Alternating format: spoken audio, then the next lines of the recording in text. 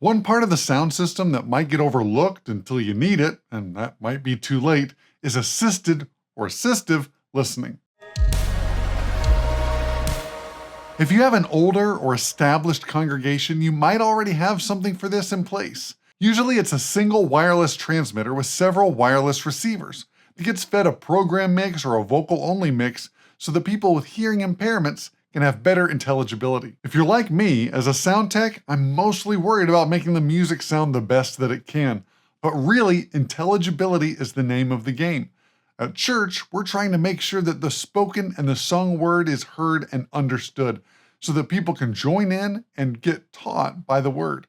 While you might be making the best mix that you can with the speakers and the acoustics that you have, the acoustics in the room might inhibit somebody from understanding, especially if they have hearing impairments. But if you need an assistive listening setup, you could bypass buying all the hardware, keeping all the batteries recharged all the time, and use the device that everybody's already carrying around in their pockets. That's what the folks over at livevoice.io decided to do. They made a system that uses an app on a phone to be the receiver for everybody's assistive listening device. And it also works for translation and remote listening rooms as well. Here's how it works. You create an account on their website and set up a stream.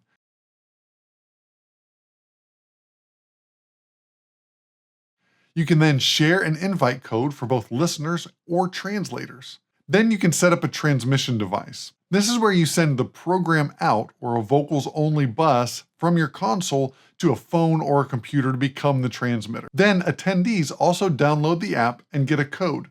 When they punch in that code, then they can listen to that stream in pretty close to real time. There's also invite links for translators, so you could have someone in another room listening to the program material and translating through the mic on their phone. You can even have different streams of the same event in different languages, so it's very, very flexible. So here's how you hook it up. On the transmission side, you could use a phone, but you're going to have to get from the line level on your console into either the headphone jack or an interface for your phone. If you're going to use the headphone jack, you need to go from XLR to 3.5mm stereo. Then you need a female TRS to male TRRS adapter for your phone, and that should get you transmitting on a phone in no time. There's also some audio interfaces that you can get for a phone or a tablet, and those can work well. I'll put a link to some down in the description below. If you're using a computer to be your transmission device, you can use a USB audio interface that can take that line level signal right off your console and straight into the computer. Or some consoles can use USB just to go straight into the computer, bypassing all that analog to digital conversion.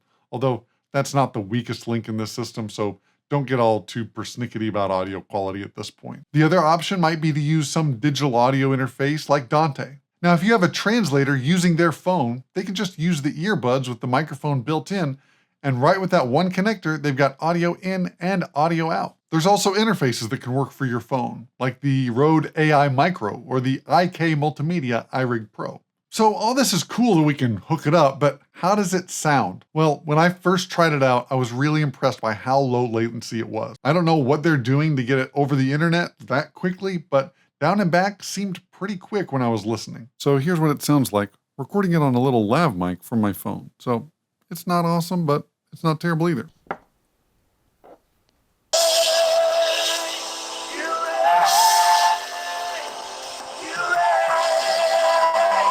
So it does quite a bit of voice optimization, so it doesn't sound awesome, but it gives you an idea of what's going on with your mix. You can hear if the vocal is way too loud or way too quiet. Let's listen in, and maybe you should just send a vocals only mix if you need it for intelligibility purposes. Lord our God, you reign, we sing hallelujah, hallelujah for the Lord our God. He reigns, he reigns, he reigns. We have come to give you the glory. We give you glory, oh Lord, the Lord our God. Yes. You can also see that I've got my master fader here down -20. You're going to need to not overload the input on your input device if you're going straight into a phone with an adapter. So if you have that on a bus or a matrix, be sure to pull that down quite a bit so that you don't run into those issues where things distort on the input of your phone or whatever you're using to stream. Now, it is optimized for voice, so if you're trying to transmit music, all the essence and the detail of the music is going to get lost.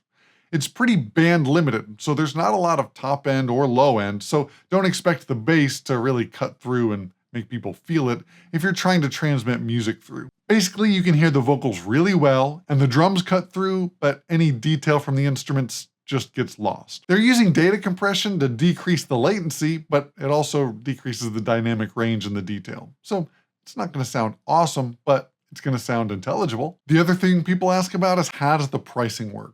Well, it's based on per listener, and you can either subscribe for a single day, a month, or pay a yearly subscription. If you want to try it out, you get up to 3 listeners for free. And if you just have 3 listeners, then you can keep using it for free. They do have nonprofit and educational discounts, so be sure to reach out to them through their website.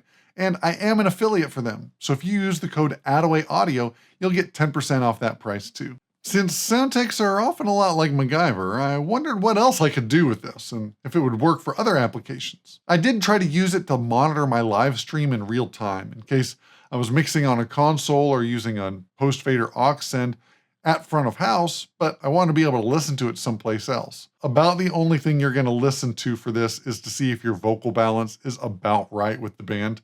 You're not going to be doing any EQ or low-end adjustment on this. It's just not there. But you can tell if your vocal and your band are balanced, and so that's cool. There are other options for doing that, and I'm making another video about it. When it's ready, you'll find it down in the link in the description below. It could also work well to have an audio stream for the green room, because I really hate missing my cue and then sweating through my shirt. That's never any fun.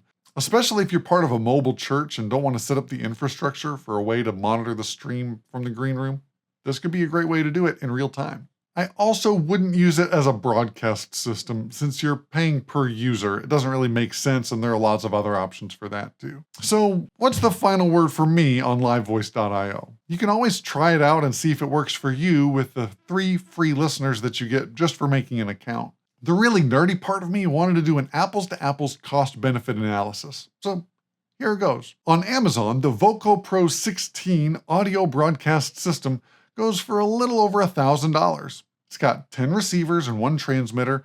It doesn't come with earbuds, so it's pretty close to what you would get with having people use their phones and maybe you provide the earbuds for them. At the moment, the euro is about 1-to-1 with the US dollar. And for a year of service with up to 10 listeners, you can get that for 180 euros. That means after 5 years of using livevoice.io for assistive listening or translation, you're still coming out ahead, and you didn't have to worry about rechargeable batteries or buying new batteries or lost units even. And that doesn't even take into account the 10% discount that you get when you use the code AttawayAudio. Aside from the minimal audio engineering that it takes to get from the console into your transmission device, whether that's a computer or a phone, it's pretty low upfront cost. So even if you decide to abandon the whole thing in 3 months, you haven't really put out all that much money, and you're not going to have gear collecting in your closet that's broken and doesn't work and you don't know what to do with anymore. I'll drop links for all the stuff that we've talked about today, and let me know what's working at your church and if you think you're going to give livevoice.io a try. Be sure to hit like and mash that subscribe button, and remember, it's all about the low end, avoid the sound tech solo, and nobody leaves humming the kick drum. We'll see you next time here on Attaway Audio.